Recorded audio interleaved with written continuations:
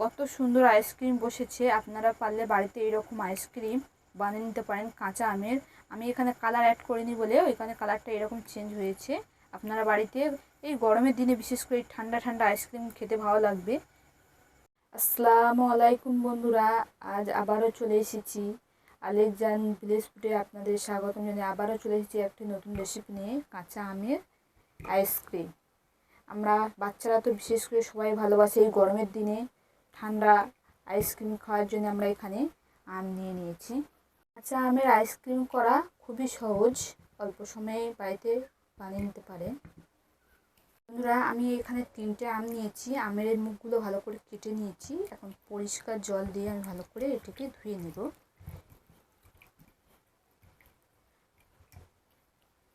বন্ধুরা, কড়াতে আমি জল বসিয়ে দিয়েছি। ওটাকে আমটাকে কেটে নিয়ে আমি ধুয়েছিলাম, সেটাকে একটা একটা করে দিয়ে আমি কিছুক্ষণ সেদ্ধ করে নেব। আমি এখানে ঢাকনা চাপা দিলাম। আমি 10 থেকে 15 মিনিটের মতো সেদ্ধ করে নেব। দেখা যাক আমটা কতটা সিদ্ধ হয়েছে। দেখুন বন্ধুরা, আমটা পুরোপুরি সিদ্ধ হয়ে গেছে। এটাকে এবার আমি গ্যাস বন্ধ করে নামিয়ে নেব। সিদ্ধ হয়ে গেছে, এখানে আমি ঠান্ডা করে নিচ্ছি। এখন এখানে ভালো করে এটাকে বার করে নেবো এরকম করে।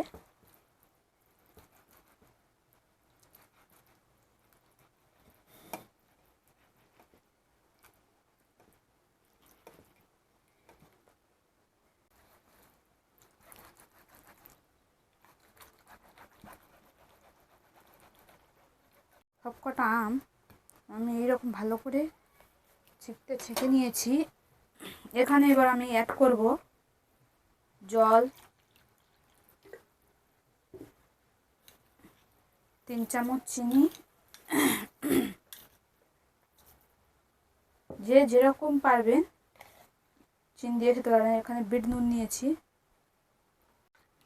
আমি এইরকম চিনি দেওয়ার পরে কিছুক্ষণ ভালো করে নেড়ে নেব, কারণ সবাই তো মিক্স করে নেয় মিক্সিতে। আমি মিক্সিতে মিক্স করব না।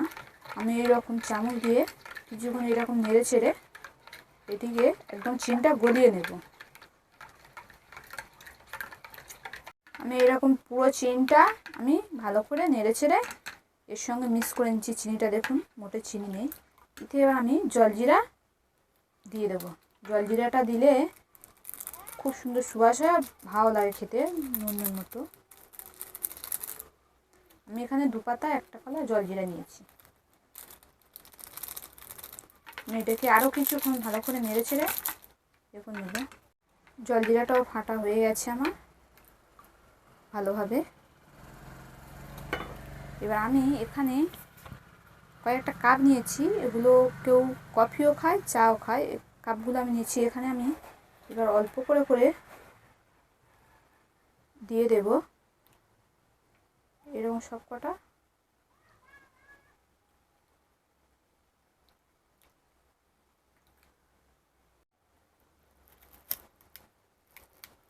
বন্ধুরা, এরকম আস্তে আস্তে কারিটা আমি দিয়ে দেব। সব কটা আমি এরকমভাবে করে নেব।